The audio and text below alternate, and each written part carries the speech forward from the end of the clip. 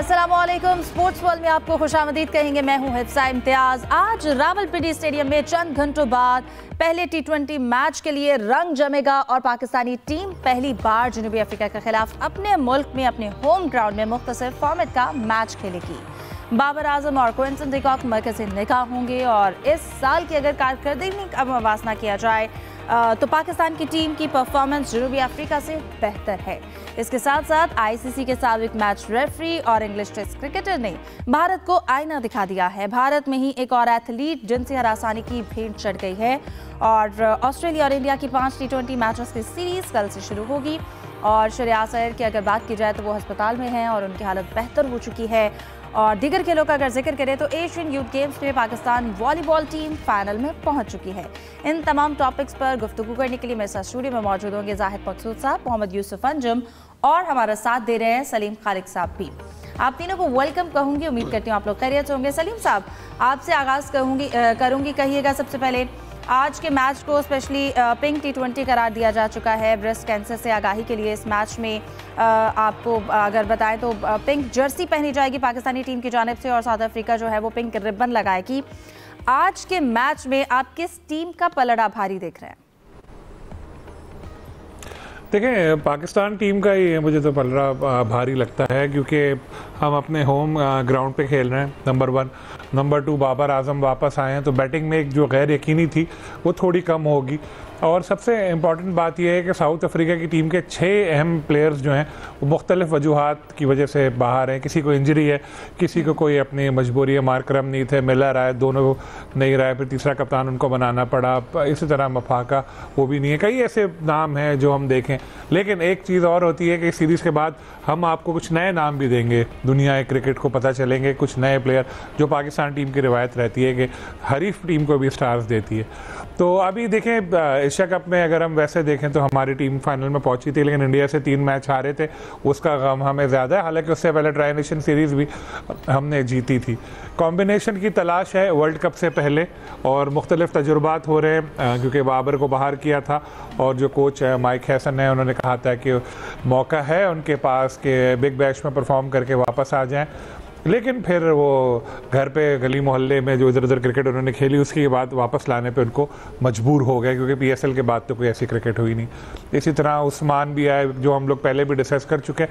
लेकिन खैर अब ये सब बातें पीछे रह गई हैं। अब है कि अब पहला मुकाबला होने वाला है और पहला मुक्का जो मारता है ना ज़ोर से तो उसके बाद वही हावी रहता है। तो आई होप आज पाकिस्तान टीम की परफॉर्मेंस ऐसी होगी कि इनको साउथ अफ्रीका को चित करेंगे क्योंकि अब आगे वर्ल्ड कप आने वाला है। सारी फतूहात हमारे लिए बहुत इंपॉर्टेंट हैं और हमें अपना टीम का एक अच्छा कॉम्बिनेशन बनाना है और अब वक्त कम रह गया है। तो अब जितने मौके हैं उसके बाद डिसाइड कर लें, चाहे इस सीरीज़ के बाद ही कि यार यही लड़के अब खेलेंगे वर्ल्ड कप तक, फिर इंशाल्लाह अच्छा एक टीम बन जाएगी। सही। जाहिद साहब, आपकी जानिब आऊँगी। प्लेइंग 11 क्या होनी चाहिए और किस हद तक बैलेंस्ड होनी चाहिए? इसके साथ साथ स्पेशली अगर हम पिंडी की पिच को देखें तो आपको क्या लगता है जो हमारा बैटिंग ऑर्डर है वो किस तरह से सेट होना चाहिए? देखिए तो रावलपिंडी की जो पिच है ना, क्योंकि वहाँ पे ग्राउंड छोटा है, माजी में बड़े स्कोर वहाँ पे हुए हैं। अब ये डिपेंड करता है कि कंडीशंस को देखते हुए पाकिस्तान कौन सी प्लेइंग 11 जो है मैदान में उतारता है। मैं तो एक अपनी राय दे सकता हूँ यहाँ पे लाहौर में बैठ के, क्योंकि कंडीशंस के हवाले से या अगर क्योंकि हर टीम इस वक्त जो है ना वो वर्ल्ड कप को टारगेट रखे हुए है। वही साउथ अफ्रीका के कैप्टन ने भी कहा, वही सलमान अली आगा ने भी कहा कि हम वर्ल्ड कप के लिए अच्छा बैलेंस बनाना चाहते हैं। तो जो खिलाड़ी नए शामिल किए हैं जो पहले नहीं खेले उनको मौका देना चाहिए।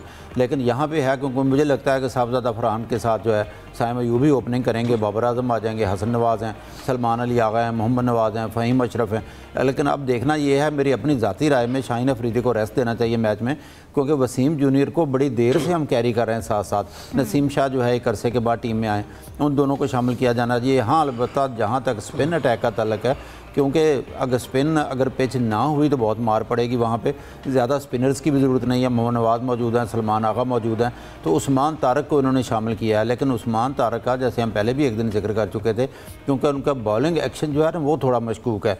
क्योंकि जब आप लीग खेलते हैं कि डिफरेंट पैमाना होता है, लेकिन जब आप इंटरनेशनल क्रिकेट खेलते हैं तो डिफरेंट होता है। क्योंकि ICC ने इस वक्त जो है एक हेट की सियासत शुरू की हुई है पाकिस्तान के साथ, यानी कि जंग के दौरान अगर एक क्रिकेटर मारा गया अफगानिस्तान का तो उन्होंने इस पर भी ट्वीट कर दी। तो उनकी नज़रें भी इस पर होंगी उस्मान तारक पे, क्योंकि जिस टीम की तरफ से वो खेलते थे कैरिबियन क्रिकेट लीग, वहाँ नारायण भी खेलते हैं। नारायण जब भी IPL खेलते हैं तो कोई इतराज़ नहीं करता, वेस्ट इंडीज़ की तरफ से खेलते थे तो सस्पेक्ट हो जाता था इसलिए। लेकिन बहरहाल क्योंकि टीम में इन्होंने लिया है तो नए खिलाड़ियों को चांस देना बहुत ज़रूरी है। हाँ, एक दूसरी चीज़ होती है कि जी पहला ही मैच बंदा लूज़ ना करे, अपनी मेन स्ट्रीम के साथ जाए, तो उनको कोई अमूमन ट्रेंड होता है, फिर अगले मैचों में उसको तब्दील करना मुश्किल हो जाता है। यहाँ पे अगर थोड़ा सा एक चीज़ बताऊँ जो इंटरेस्टिंग है, रिकॉर्ड्स में चेक कर रहा था कि साउथ अफ्रीका ने इस साल कोई भी T20 अपने मुल्क में नहीं खेला। उन्होंने 11 के 11 मैच आउट स्टेशन खेले हैं दूसरे मुल्कों में, एक मैच हारे हैं और वो अपना 5 मैच जीते हैं और बाकी तमाम मैचेस हारे। नामीबिया से उनकी एक बी टीम गई थी, वो भी हार गई, ऑस्ट्रेलिया से हारे, न्यूजीलैंड से 3 मैचेस हारे। उसके बरक्स पाकिस्तान ने 26 खेले हैं, जैसा आपने भी बताया कि 15 मैचेस जीते हैं। तो बज़ाहिर तो यही लगता है कि पाकिस्तान का पलड़ा भारी होगा, लेकिन T20 क्रिकेट है, इसमें 1 या 2 अगर बैट्समैन किसी भी टीम के जम जाएँ या ऑलराउंड परफॉर्मेंस दिखा दें, कमज़ोर टीम उनकी फिर भी नहीं कही जा सकती साउथ अफ्रीका की। मैच विनिंग खिलाड़ी उनके पास मौजूद है, लेकिन लुंगी नगेडी के अलावा फास्ट बॉलिंग में तजर्बाकार और कोई इतना बड़ा खिलाड़ी उनके पास मौजूद नहीं है। सही यूसुफ, पाकिस्तान के पास कितना अच्छा मौका है अपनी उन खामियों पर काबू पाने के लिए। हम पहली बार साउथ अफ्रीका से अपने होम ग्राउंड पर मद्दे मुकाबिल आ रहे हैं और इसके साथ साथ अगर रिकॉर्ड्स की भी, जैसे जाहिद साहब ने बताया है, अच्छे रिकॉर्ड्स चल रहे हैं तो इस रिदम को बरकरार रखने की भी काफ़ी ज़रूरत होगी। देखें, होम सीरीज़ में पाकिस्तान के पास काफ़ी एडवांटेज है कि साउथ अफ्रीका की टीम जो निस्बतन कमज़ोर कही जा सकती है, फुल स्ट्रेंथ तो उनकी टीम नहीं है। 6 खिलाड़ी जैसे सलीम साहब ने बताया कि इस टीम का हिस्सा नहीं है, तो अब पाकिस्तान के पास बड़ा बेहतरीन मौका है कि बड़ा अपना जो कम्बिनेशन एक प्लेइंग 11 का उसके सेट उन्होंने जहन में रखा हुआ, जिसमें शहनशाह अफरीदी भी शामिल है, नसीम शाह भी हैं, इब्रार अहमद को मौका दिया जा सकता है, मोहम्मद नवाज़ उसका हिस्सा होंगे, मोहम्मद फ़हीम अशरफ उसका हिस्सा होंगे और मोहम्मद नवाज़ के साथ यकीनी तौर पर पाकिस्तान ने अच्छा परफॉर्मेंस दी थी एशिया कप के दौरान भी। तो अब पाकिस्तान के पास यकीनी तौर पर अच्छा मौका है कि वो अच्छी कम्बिनेशन के साथ मैदान में उतरे, और चूँकि ये T20 series ICC world cup की तैयारियों का हिस्सा है, तो मेरे ख्याल में पाकिस्तान के पास एक आसान मौका होगा और बेहतरीन मौका भी होगा कि पहली बार क्योंकि साउथ अफ्रीका की टीम पाकिस्तान की कंडीशन में T20 मैचेस खेलेगी, तो अब पाकिस्तान की क्योंकि यहाँ पर तजर्बा भी ज़्यादा है पिंडी में खेलने का, तो मेरे ख्याल में पाकिस्तान को एक अच्छे मार्जिन के साथ आज के मैच में कामयाबी हासिल करनी चाहिए। सही। सलीम साहब, जैसा कि यूसुफ ने भी मार्जिन की बात की है, क्या लगता है आज के मैच में टॉस कितना अहम होगा और पाकिस्तान का डिसीजन कितना अहम होगा, टारगेट कितना होना चाहिए जो कोई भी टीम चेस कर सकती है? देखिए, आजकल की जो T20 क्रिकेट है तो 200+ भी चेस हो सकता है, लेकिन अब हमें पहले मैच के बाद पता चलेगा कि ये पिच कितने रन्स की है, क्योंकि जैसे ये जाहिद भाई ने बताया और वैसे हमने पहले भी देखा कि वहाँ पर पिंडी में ज़्यादा रन बनते हैं और बाउंड्री भी शायद थोड़ी छोटी है, तो स्कोर तो बनना चाहिए। पहले मैच के बाद पता लगेगा कि पिच किस तरह बिहेव कर रही है। ये और बात है कि फिर अगले दोनों मैच जो हैं वो लाहौर में आपके शहर में होंगे, जहाँ आप जाइएगा देखने के लिए इन लोगों के साथ। तो लेकिन आज अब चूँकि पहला मैच होना है यहाँ पे पिंडी में T20 का, तो मुझे तो यही लग रहा है कि इसमें पिच ऐसी बनेगी कि जिसमें खूब छक्के चौके देखने को मिलेंगे।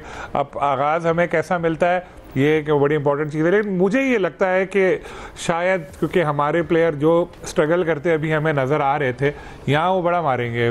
मुझे लगता है शायद साइन भी फॉर्म में वापस आ जाएं और दूसरे भी जो प्लेयर इतना परफॉर्म नहीं कर पा रहे थे उनके साथ भी ऐसे ही हो कि स्कोर करें आज, क्योंकि होम ग्राउंड है और पिच भी इतनी मुश्किल नहीं होगी।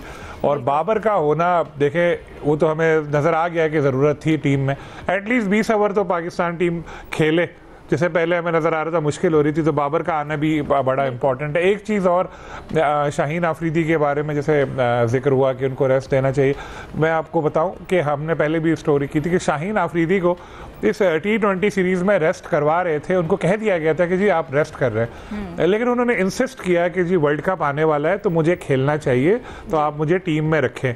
उसके बाद उनको इस वजह से कहा कि यार ये वनडे का हम इसको कप्तान बना रहे हैं, अभी इसको हमने रेस्ट करा दिया तो फिर ये खामा खा का एक नाराज़ हो जाएगा, क्या होगा, तो फिर उनको स्क्वाड में रखा गया, वरना हो सकता है तो स्क्वाड में ही शायद नहीं होते।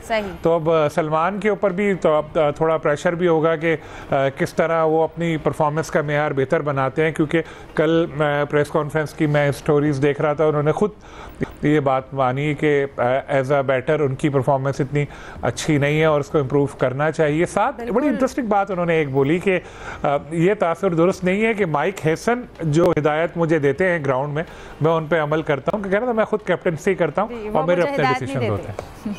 बिल्कुल, और सब प्लेयर्स के ऊपर ये जिम्मेदारी है कि वो अपनी इंडिविजुअल परफॉर्मेंस जो है वो मैच में ज़रूर दें। सालेह मुगल ने हमें ज्वाइन किया है इस्लामाबाद से, उनसे बात करते हैं। सालेह, बताइएगा आज के मैच के हवाले से यकीनन एक्साइटमेंट भी है। साउथ अफ्रीका के साथ पहली बार T20 हो रहा है होम ग्राउंड पर। सिक्योरिटी इंतजाम की अगर बात की जाए तो वो कैसे देख रहे हैं, और इसके साथ साथ रस्तों के हवाले से जो डाइवर्शंस दी जा रही हैं, जो पार्किंग के हवाले से इंतजाम है, कैसे हैं वहाँ पर? जी बिल्कुल, जैसा कि ये इंटरनेशनल मैच है और साउथ अफ्रीका पहली दफ़ा जो है इधर पाकिस्तान में और खासकर रावलपिंडी में T20 अपनी जो सीरीज खेल रहा है और ये पहला मैच होगा, इसके लिए रावलपिंडी पुलिस ने सिक्योरिटी के इंतहाई सख्त इंतजाम किए हैं।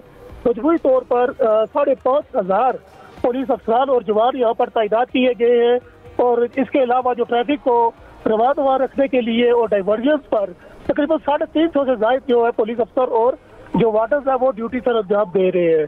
अगर सिक्योरिटी के हवाले से ओवरऑल बात करें तो जो स्टेडियम के गिरदोनवा में रूफ टॉप है वहाँ पर बाकायदा जो स्नाइपर तैनात किए गए हैं, और जो स्टेडियम रोड है इसको मुस्तकिल बंद रखा गया है मैच के दौरान, ताहम जो मेट्रो बस सर्विस है उसको मैच की जो टीमों की मूवमेंट है जब वो स्टेडियम आती है और जाती है उस दौरान एक घंटे के लिए मेट्रो बस सर्विस मुस्तकिल बंद रहेगी, और इसी तरह जो रहमानाबाद से फैजाबाद तक स्टेशन है इनको मुस्तकिल बंद रखकर वहाँ पर रुके बगैर बस जो है वो ऑपरेशनल रहेगी। सिक्योरिटी के इंतहाई सख्त इंतजाम है, सेफ सिटी के कैमरों से भी जो है मॉनिटरिंग की जा रही है। इसके अलावा जो स्टेडियम के इर्द गिर्द बाकायदा कैमरे इंस्टॉल करके अलग से कंट्रोल रूम भी बनाया गया है जहाँ से भी सिक्योरिटी हो रही है, और सीटीओ रावलपिंडी खालिद अब्दादी है वो खुद फील्ड में रहकर तमाम सिक्योरिटी इंतजाम की निगरानी भी कर रहे हैं, और जो अपनी टीम है उसको सेंसिटाइज भी कर रहे हैं। इस हवाले से जो पार्किंग का आपने पूछा जैसे, तो सिटी ट्रैफिक पुलिस ने मुख्तलिफ वेन्यू जो है उसके लिए मुख्तास किए हैं, जैसे रावल रोड के करीब है, इसी तरह 6 रोड के करीब है, और जो मीडिया के लिए जैसे एक बारानी जो पोल्ट्री फार्म है उस साइड पे पार्किंग है, तो बाकायदा लोगों को आगाह करके उनको जो है पार्किंग की तरफ भेजा जा रहा है। वहाँ से शटल सर्विस भी चल रही है, और जो नवाज शरीफ पार्क है वहाँ पर सिक्योरिटी चेक करके जो ऑडियंस है उनको गुजारा जा रहा है। अच्छे इंतजाम किए गए हैं। सवाल आज के मैच के हवाले से साथ ही रहेगा जुल्फिकार बेग ने भी हमें ज्वाइन किया, उनसे बात करेंगे। जुल्फिकार, बताइएगा स्टेडियम में अगर बात की जाए, क्योंकि 2 घंटे से ज़ायद का वक्त रह गया है, इस वक्त तमाशाई देख रहे हैं आप वहाँ पर, इंतजाम कैसे हैं वहाँ पर, जोश खरोश कैसा देख रहे हैं? जी डेफिनेटली, टेस्ट क्रिकेट हो या वनडे या T20, रावलपिंडी की जो शायकीन क्रिकेट है वो अपने क्रिकेटर्स को काफ़ी सपोर्ट करते हैं, जैसा कि आपको मालूम भी है। और अक़वाम मुत्तहिदा के जो ज़ैली इदारा है, जो हेल्थ डिपार्टमेंट है उनका, उसके तहत दुनिया भर में पिंक रिबन के तहत इस ब्रेस्ट कैंसर के हवाले से दिन मनाया जाता है। इसी मुनासबत से पाकिस्तान क्रिकेट बोर्ड की तरफ से और ICC इंटरनेशनल क्रिकेट काउंसिल की तरफ से जो इंस्ट्रक्शन दी गई थी पाकिस्तान क्रिकेट बोर्ड को, उस हवाले से शानदार तरीन इंतजाम किए गए हैं। पिंक और पिंक यूनिफॉर्म होगा दोनों प्लेयर्स का, और ये बेसिकली बुनियादी मकसद इसका ये कि इसके हवाले से लोगों को अवेयर करना है। तो जो शायकीन क्रिकेट है उनसे जब हमारी गुफ्तगू हुई तो उनका ये कहना था कि नई मूवमेंट है हमारी लाइफ के अंदर, ये एक बड़ा अच्छा इनिशिएटिव है कौम मुत्तहिदा की तरफ से और हुकूमत पाकिस्तान की तरफ से कि इस तरह की जो क्रिटिकल डिजीज़ हैं उनकी आगाही आवाम के लिए बहुत ज़रूरी है। क्रिकेट क्योंकि पाकिस्तान का, बल्कि एशिया का, बल्कि दुनिया का। और जुल्फिकार, स्पेशली आज के मैच के हवाले से शायकीन कितने एक्साइटेड हैं? बाबर आजम T20 में तकरीबन 1 साल के अरसे के बाद परफॉर्म करेंगे, होम ग्राउंड है, क्या कहना है शायकीन क्रिकेट के इस हवाले से? जी डेफिनेटली उनका यही एक्सपेक्टेशन थी कि टेस्ट मैच में भी अच्छा परफॉर्म करते हैं, लेकिन T20 एक बड़ी क्रिकेट है तो इसमें तो उनकी ज़्यादा हाई एक्सपेक्टेशन है। को ज़्यादातर जो मैक्सिमम प्लेयर्स हमें ग्राउंड के अंदर जो शायकीन क्रिकेट नज़र आते हैं वो बाबर आजम की सपोर्ट के लिए आते हैं, और वो बाबर आजम को बहुत एडमायर करते हैं। उनकी ये ख्वाहिश होती है कि बाबर ज़्यादा देर विकेट पे रुकें और अच्छे रन करें और पाकिस्तान की जीत में अपना किरदार अदा करें। अगर बाबर आजम की परफॉर्मेंस का अगर जायजा लिया जाए तो कुछ अरसे से वो क्राइसिस का शिकार है, लेकिन उम्मीद करते हैं, क्योंकि हम आज के मैच से पहले हम चाहते हैं कि ज़रा खिलाड़ियों की हौसला अफजाई अच्छे से की जाए, कोई किसी भी तरह का क्रिटिसिज्म, किसी भी तरह का प्रेशर नहीं होना चाहिए, तमाम खिलाड़ी अपना अच्छा इनपुट जो है वो मैच में दें। सालेह मुगल हमारे साथ मौजूद थे पिंडी से, और जुल्फिकार बेग हमारे साथ मौजूद थे। आप दोनों का बहुत शुक्रिया। गुफ्तगू के सिलसिले को आगे बढ़ाते हैं। जाहिद साहब, यकीनन आज के मैच के हवाले से एक्साइटमेंट है, पाकिस्तानी टीम को भी अच्छा परफॉर्म करता देखना चाहते हैं, लेकिन अगर नेक्स्ट टॉपिक की जाने बढ़ें, स्पेशली एक इंटरव्यू है जो कि आज उसको बड़ा डिस्कस किया जा रहा है क्रिस ब्रॉड का, और उनकी जानिब से जिस तरह से भारत को आईना दिखाया गया है और सच में उनको आईना दिखाने पर बहुत बुरा लगा है और फिर उनको ये तनकीद बर्दाश्त नहीं हो रही, जिस तरह की बातें की गई हैं, आप इस हवाले से क्या कहेंगे? देखें, क्रिस ब्रॉड जो है ना वो साबिक इंग्लिश क्रिकेटर हैं, उन्होंने टेस्ट मैचेस भी खेले हुए हैं, वनडे मैचेस भी खेले हुए हैं, बड़े सीनियर जो है वो मैच रेफरी हैं आईसीसी के। और उन्होंने जो है बरतानवी मीडिया का जो इंटरव्यू दिया जिसमें यह खरी खरी बातें की हैं। उन्होंने कहा कि इंडिया के पास अब पैसा बेशुमार है और उस पैसे की ताकत पे आईसीसी पर उन्होंने कब्ज़ा किया हुआ है। और अपने टेनोर की बात करते हुए उन्होंने कहा है कि उनको जब एक फाउल हुआ था, टीम ने जो है रूल्स की खिलाफ वर्जी की थी तो उस पर पाबंदी लगनी थी, तो उनको एक फ़ोन आया। फ़ोन उन्होंने मेंशन नहीं किया किसका आया, ज़ाहिर है वो प्रेशर करने के लिए कहा ये भारत है, हाथ हल्का रखें और इन पर कम अज़ कम फ़ाइन जो है कम अज़ कम करें। तो उन्होंने वो उसको एडजस्ट किया, कहते हैं खुद मानते हैं कि उन्होंने उस पर फ़ाइन नहीं किया। लेकिन उसी मैच के अगले दिन गंगोली ने फिर वही खिलाफ वर्जी की। तो मेन मकसद अब इंडिया में बड़ा शोर मचाया जा रहा है कि क्रिस ब्रॉड जो इंडिया पर क्यों तनकीद कर रहे हैं। और ख़ास तौर पर यह भी बताऊँ कि ग्रेग चैपल जो साबिक ऑस्ट्रेलियाई कैप्टन है, उन्होंने भी हाँ में हाँ मिलाई है। उन्होंने बयान दिया कि जो क्रिस ब्रॉड ने कहा ये बिल्कुल दुरुस्त करा है। उन्होंने अपने दौर के वाक़यात जो है उनकी याद ताज़ा किया कि 2005 के दौर में जब गंगोली कैप्टन थे और ग्रेग चैपल उनके हेड कोच थे, तो उनका कहना है कि उस ज़माने में भी ऐसा ही होता था, मनमानियाँ करती थी भारतीय टीम और गंगोली। और याद रहे गंगोली जब कैप्टन थे तो ग्रेग चैपल के साथ भी उनकी अनबनी हमेशा रहती थी। तो क्रिस ब्रॉड, ग्रेग चैपल, अब भारत के खिलाफ तनकीद का एक सिलसिला भी शुरू हो चुका है और हकीकत पर मबनी कम अज़ कम अब जो है लोग लब खोलने लगे हैं कि आईसीसी को किस तरह से बीसीसीआई यरगमाल बनाती है और किस तरह से अपने मनपसंद के फैसले कराती है। बिल्कुल यकीनन यूसुफ, अब आईसीसी एक आज़ाद इदारे का वो जो इमेज है वो बहुत कम होता जा रहा है और बीसीसीआई का ये प्लेटफॉर्म बनता जा रहा है। हमने एशिया कप में भी जिस तरह के डिसीजंस आ रहे थे और फिर आईसीसी का जो रद्द-ए-अमल आता है वो हमने देखा। और अब ये बात जैसे जाहिद साहब ने भी जिक्र किया कि दीगर लोगों के अल्फाज जो हैं वो उनके इस वक्त अस्र और रसूख को बयान कर रहे हैं। देखें हिफ्ज़ा, ये तो बड़े अरसे से दो बातें करना शुरू हो गए थे कि आईसीसी इंडियन क्रिकेट काउंसिल का इदारा बन चुका है और जब से जायशा चेयरमैन आए तो उसके बाद ये मुतालबात जो चीज़ें थी ये वाज़े इसमें हक़ में ज़्यादा आना शुरू हो गई हैं। मैं समझता हूँ कि बड़ी अच्छी बात है कि क्रिस ब्रॉड पहले ऐसे मैच रेफरी बने हैं जिन्होंने खुलकर बात की और उसे सारा बताया दुनिया को कि इंडिया का कितना असर व रसूख है। तो इस तरह बाकी लोगों को भी हिम्मत करनी चाहिए क्योंकि अब लोगों ने बातें करना शुरू हो गई हैं कि इंडिया की और आईसीसी की कितनी इन्वॉल्वमेंट रही है।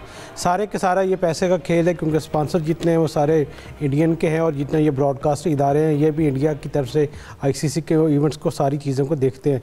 तो ज़ाहिर बात है जब पैसा होगा, जब ब्रॉडकास्टर उनके होंगे तो फिर वो मनमानी भी करेंगे। और क्योंकि आईपीएल की वजह से यकीनी तौर पर बहुत बड़ा असर अब पड़ा है आईसीसी पर भी के, और जितने बाकी बोर्ड ममालिक वो भी अब भारत की हाँ में हाँ मिलाने लगे हैं। तो जिस तरह क्रिस ब्रॉड ने बात की है, ग्रेग चैपल सामने आए, तो मेरे ख्याल में दूसरे लोगों को भी सामने आकर खुलकर इस बात का इजहार करना चाहिए कि आईसीसी अब कि उसकी जो शफाफियत है, जो उसकी एक ट्रांसपेरेंसी, इस पर अब सवालिया निशान लग चुके। इस हवाले से जल्दी दुनिया को कोई ना कोई बड़ा स्टेप लेने की ज़रूरत है ताकि खेल को बचाया जाए। आईसीसी की साख को बचाने के लिए इंडिया को, लॉबी को यकीनी तौर पर आने वाले दिनों में इस किक आउट करना पड़ेगा। पैसे और ताकत का इस्तेमाल इस वक्त क्रिकेट पर गालिब आ चुका है। सलीम साहब, आपको लगता है मैच रेफरी की जानिब से ये बयान आना, लेकिन कभी किसी क्रिकेट बोर्ड की जानिब से बाकायदा तौर पर इस तरह के रवैये के हवाले से बताया गया हो, और अगर ये इस तरह के इंकशाफात किसी अफ्रीकी, एशियन या पाकिस्तानी किसी की जानिब से किए जाते तो आईसीसी का रवैया कैसा हो सकता? देखें, वो अब साबिक रेफरी हैं और उन्होंने खुद इसी इंटरव्यू में बताया कि कॉन्ट्रैक्ट उनका एक्सटेंड नहीं हुआ क्योंकि अब नॉन प्रोफेशनल लोग आ गए हैं, यानी इंडियंस। तो अब उन्होंने, चलें खैर, जॉब जाने के बाद ही सच तो उन्होंने बोला, मैं आपको क्लिप बना के भेजूंगा व्हाट्सएप पे, आप इसको सेव कीजिएगा अपने पास। ये इंग्लैंड, ये ऑस्ट्रेलिया, ये चीखें मार रहे होंगे कुछ साल बाद, आप देखिएगा जब ये इंडियन क्रिकेट बोर्ड, इनके जो स्टार प्लेयर्स हैं, इन सब को ये साल का कॉन्ट्रैक्ट देगा, अपनी नेशनल टीमों से दूर करेगा। अभी तो बड़े सब खुश है ना। एक ज़माना था जब वर्ल्ड कप होता था, रॉथमैन्स कप, बेंसन एंड हेजेस, तो स्पॉन्सर्स तो थे, लेकिन फिर जब इंडिया का पैसा आया तो ये लोग खुद पीछे हट गए। क्या इंग्लैंड कोई बैंकरप्ट हो गया? क्या ऑस्ट्रेलिया वो कोई गरीब मुल्क है? ये सब, साउथ अफ्रीका के पास क्या पैसे नहीं? सबके पास हैं, लेकिन इंडिया से ज़्यादा आते हैं। तो इन्होंने कहा चलो इधर से आ रहे हैं तो आने दो भाई, आप अपने मुल्क में भी तो कोशिश करो ब्रॉडकास्ट अच्छे दामों में बेचने की, स्पॉन्सर्स लेकर आओ ताकि इंडिया की जो ये डोमिनेंस है ये ख़त्म हो। लेकिन मसला ये, सबको शेयर भी मिल रहा है ना। आप वो इंटरव्यू अगर वो उनका पढ़ें जो हैं ब्रॉड उनके, तो उन्होंने बड़ी इंटरेस्टिंग बातें और भी उन्होंने बताई हैं इस इंटरव्यू में। अपने बेटे के बारे में उन्होंने बताया कि जब उसको उन्होंने फ़ाइन कर रहे थे तो उसने अपने वालिद को ही कह दिया था कि मैं ना कोर्ट में ले जाऊंगा या कि इसको कर दूंगा। अपनी वाइफ के बारे में बताया कि मोहल्लिक बीमारी उनको हो गई थी, उन्होंने खुदकुशी कर ली थी। उसके अलावा भी कई ऐसे इंकशाफात उन्होंने उस इंटरव्यू में किए। लेकिन अब होना ये चाहिए कि ये सारे मुल्क जो हैं ये मिले और देखें भाई कोई एक प्लान बी भी बनाओ, वरना एक ज़माना ऐसा आएगा कि इंडिया आप लोगों को खुद ये जो अभी खुश हो रहे हैं ना सारे के चलो घर बैठे पैसे मिल रहे हैं, क्योंकि आपको पता होगा कि आईपीएल में अगर प्लेयर्स को पैसे मिल रहे हैं ना तो सारे क्रिकेट बोर्ड को भी मिलते हैं पैसे उन प्लेयर्स को रिलीज़ करने के लिए। लेकिन अभी चूंकि पैसे आ रहे हैं सब खामोशी से बैठे हुए, एक ज़माने में इनको पता चलेगा। इन्होंने ऑस्ट्रेलिया भी अपने बिग बैश में भी उसको प्राइवेटाइज कर रहा है, इंडियन ओनर उसमें भी घुस जाएंगे, सब में घुस चुके हैं। हर जगह आपको इंडियंस नज़र आएंगे। एक दिन फिर इन लोगों की आंखें खुलेंगी तो बहुत देर हो चुकी होगी। उससे पहले ही इनको सबक सीखना चाहिए और देखना चाहिए ये हो क्या रहा है, इतना ज़्यादा इंडिया को डोमिनेट क्यों करने दिया जा रहा है, क्योंकि आईसीसी का तो देख लिया आपने हाल। बिल्कुल बर वक्त इकदाम लेने बहुत ज़्यादा ज़रूरी है। डिस्कशन कंटिन्यू करते हैं एक ब्रेक के बाद हमारे साथ।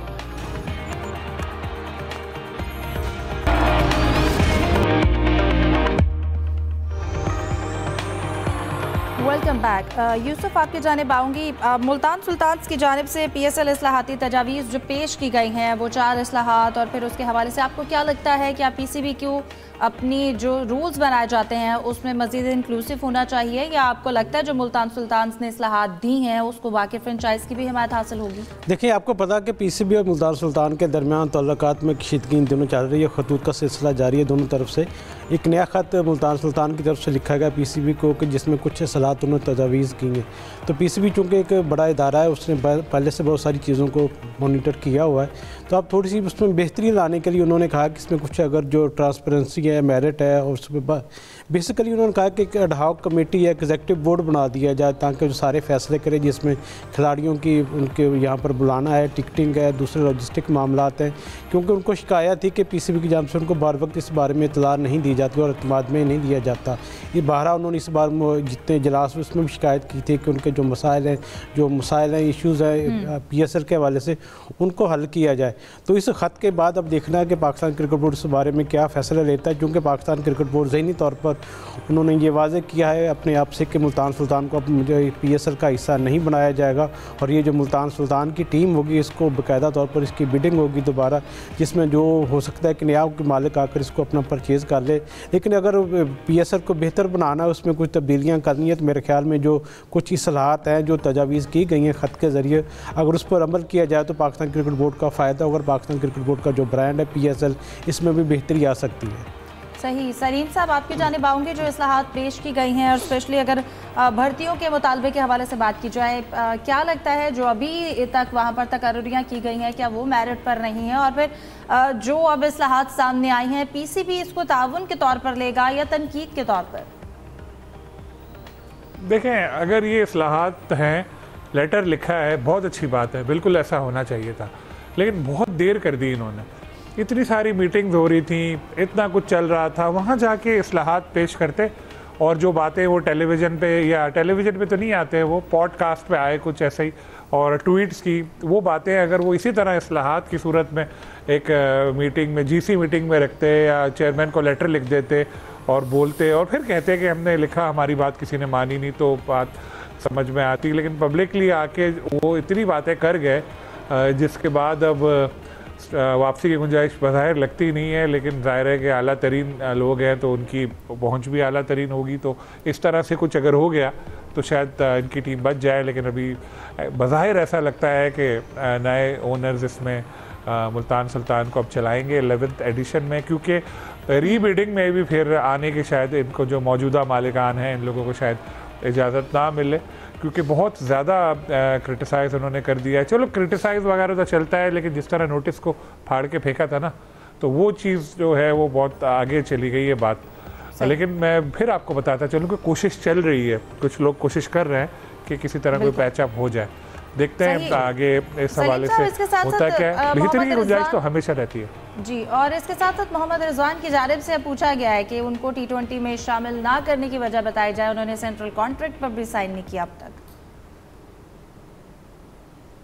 देखिए, सेंट्रल कॉन्ट्रैक्ट पर रिजवान ने साइन नहीं किया ये तो मुझे पता है, लेकिन जो पूछा है वो, क्योंकि जब मैं यहाँ बैठा हूँ उससे पहले अगर इस दौरान अगर उन्होंने कोई ट्वीट किया हो या कोई लेटर लिखा हो तो वो मेरी नॉलेज में भी नहीं है, लेकिन अगर पूछा भी है तो बिल्कुल उनको जवाब देना चाहिए। बाद में क्यों जवाब दे रहे हैं? जब भी कोई ऐसी कोई सीरीज़ हो, जब स्क्वाड मुंतखब हो रहा हो, तो उस वक्त पाकिस्तान क्रिकेट बोर्ड या उनके जो सेलेक्टर्स हैं उनका काम है कि जो बड़ा प्लेयर बाहर हो रहा है, इवन बड़ा क्या छोटे प्लेयर को भी आप किसी को बाहर कर रहे हैं, किसी यंगस्टर को भी, तो उसको या तो टेलीफोन करें उसको या उसको बताएं। ऑस्ट्रेलिया में क्या होता है, एक रात पहले ही सिलेक्शन के सेलेक्टर कॉल करके बताता है कि भाई हम आपको सेलेक्ट नहीं कर रहे, ये रीज़न है। तो रिजवान तो इतने अरसे से पाकिस्तान के लिए खेल रहे हैं, अब उनको कैप्टनसी से अगर हटाया है तो उनको वजह बतानी चाहिए कि भाई आप स्क्वाड में तो हो गए, लेकिन जो आपको कैप्टनसी से हम हटा रहे उसकी ये रीज़न है, ताकि अगर वो बोले कि नहीं जी ऐसा तो नहीं है, तो वो अपना जवाब आपके पास एक मौजूद हो और उनको भी पता हो कि किस जुर्म में उनको, किस गलती की वजह से उनको कैप्टनसी से हटाया गया है। लेकिन इस बात को जो घुमा दिया गया कि जी उन्होंने ऐसी चीज़ की थी, उन्होंने ये बयान दिया था, तो वो तो बहुत पुरानी बातें हैं, 2-2 साल पुरानी बात है। अगर 2-2 साल पुरानी बात पे अब पीसीबी एक्शन ले रहा है तो ये तो बिल्कुल समझ से बाहर है। और रिजवान टीम में भी है, अगर कोई ऐसा कार्रवाई करनी होती इंतकाम की तो टीम में भी नहीं होते। सबसे इम्पोर्टेंट बात कि अब जो सैरोगेट वेबसाइट्स हैं जी, जो सैरोगेट वेबसाइट्स हैं जो कह रहे हैं कि रिजवान ने मना किया था पीएसएल में उनको इंडोर्स करने से, इसलिए उनको कैप्टनसी से हटाया गया। इस तरह के मैं सोशल मीडिया पे देख रहा था, चीज़ें आ रही थी, लेकिन वो सैरोगेट जो चीज़ें हैं तो गवर्नमेंट बैन कर चुकी है। और अब तो वो कोई ऐड मुझे नहीं लगता पाकिस्तान क्रिकेट की किसी फ्रेंचाइज बीएसएल या पाकिस्तान क्रिकेट के साथ कोई ऐसा ब्रांड मुंसलिक नहीं है। अब पहले था, उन्होंने रीजन पूछा, उनको पता चलना चाहिए। ऐसा करेंगे बिल्कुल, उनसे उन्होंने पूछा, उनको पता होना चाहिए, उनको जवाब मिलना चाहिए। जाहिद साहब, मैं आपकी जानिब आऊँगी। हमने ब्रेक पर जाने से पहले इंडिया के हवाले से पहले ताकत की बात की, फिर पैसा इस्तेमाल करना, लेकिन सिर्फ यही मसाइल नहीं, और भी बहुत से मसाइल हैं। हमने कल जिक्र किया था ऑस्ट्रेलियावी जो प्लेयर्स हैं उनके साथ भी हैरेसमेंट के वाक़यात पेश आए इंडिया में, और अब आज एक एथलीट ने सुसाइड किया है इसी हैरेसमेंट के इशू की वजह से। तो क्यों इस तरह के दबाव का शिकार है, इस तरह के रवैये पेश आते हैं, और फिर इंडिया जो कि बज़ाहिर अपना इमेज क्रिएट करता है, इंटरनेशनल इवेंट की मेज़बानी लेना चाहता है? देखें, यही दुख की बात है कि इंडिया जितनी तवज्जो बाकी मुल्कों पे देता है उनके पीछे पड़ने में या दूसरे मुल्कों में जो है नेगेटिव जो तलाश करने में, इतनी अगर आवाम की अपनी बेहतरी के लिए करे, अपने माशरे को बेहतर करने के लिए करे, तो आज उनमें बहुत ज़्यादा बेहतरी लाई जा सकती थी।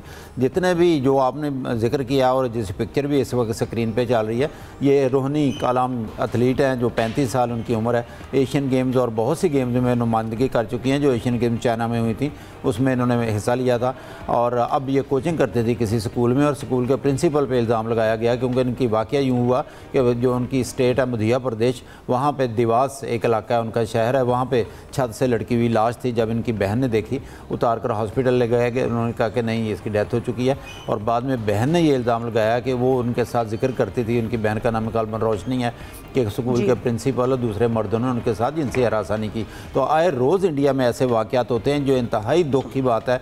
मैं उनकी रिपोर्ट एक देख रहा था कि उनकी एक हैदराबाद जो है वहाँ पे जुलाई के पहले 15 दिनों में 450 वाक़यात रिपोर्ट हुए हैं, और सालाना जो है 400 से प्लस केसेस जो हैं वो रिपोर्ट किए जाते हैं ख़वातीन के जो वर्क प्लेस पे हैं। तो इंडिया जो कि बाकी मुल्कों में इतनी दरानंदाजी करता है और दखल देता है और कीड़े तलाश करता रहता है, उनको अपने माशरे की बेहतरी लानी चाहिए और लोगों को शऊर देना चाहिए, तालीम देनी चाहिए, उनकी गुर्बत पे तवज्जो देनी चाहिए, उनकी गुर्बत दूर करनी चाहिए। बिल्कुल।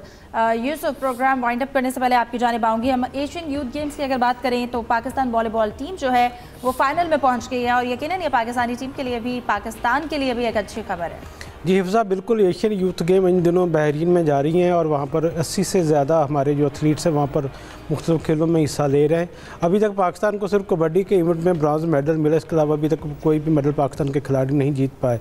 अब अच्छी बात है कि वॉलीबॉल टीम, जिसको उन्होंने 3 साल पहले तैयार किया था, यंगस्टर है, क्योंकि ये जो यूथ गेम्स हो रही है इसमें 21 साल की उम्र तक के खिलाड़ी अपना हिस्सा ले सकते हैं। तो पाकिस्तान टीम की और पाकिस्तान के वॉलीबॉल के लिए अच्छी खबर है कि पाकिस्तान की टीम ने अब अच्छी परफॉर्मेंस देकर फाइनल के लिए क्वालिफाई किया, जहाँ 29 तारीख को ईरान के साथ इसका मुकाबला होगा और होपफुली कि पाकिस्तान की टीम ये गोल्ड मेडल जीते। सबकी दुआएं भी पाकिस्तान टीम के साथ है। अच्छी बात है कि खेलों में मेडल जब तक नहीं आएंगे, खिलाड़ियों का जो है रुझान खेलों की तरफ नहीं होगा और हुकूमत को भी ये थोड़ा सा हौसला अफजाई होगी कि वो खेलों पर चूँकि इन्वेस्ट करती है तो उसके रिजल्ट भी अच्छे आने चाहिए। 1 या 2 गोल्ड मेडल जीतने से पाकिस्तान की जो इकनॉमी उसमें भी इजाफा और आने वाले दिनों में जो इवेंट्स होंगे इसके बाद जिसमें एशियन गेम है उसके लिए पाकिस्तान की तैयारी को अच्छा मौका मिलेगा। ठीक है, आप तीनों मेहमानों का बहुत शुक्रिया। प्रोग्राम को वाइंड अप करते हैं, वक्त ख़त्म हुआ जाता है। बहुत शुक्रिया, हमें दीजिए इजाज़त। अल्लाह हाफिज़।